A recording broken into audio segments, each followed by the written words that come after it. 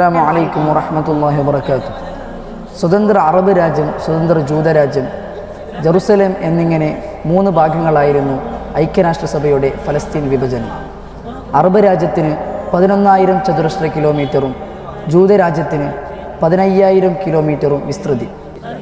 ഇരു രാജ്യങ്ങളിലും മുസ്ലിം ജൂത ന്യൂനപക്ഷങ്ങൾക്ക് ഇടം.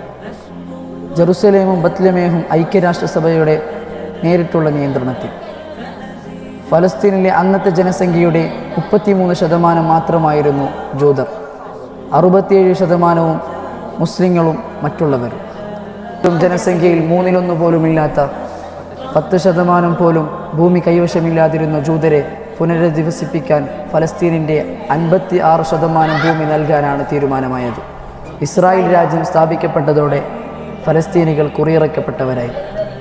ഇസ്രായേൽ രാജ്യം രൂപീകരിക്കാൻ ചരട് വലി നടത്തിയവരൊന്നും പ്രഖ്യാപിക്കപ്പെട്ടതുപോലൊരു അറബ് രാജ്യം സ്ഥാപിക്കാൻ ഒന്നും ചെയ്തതുമില്ല.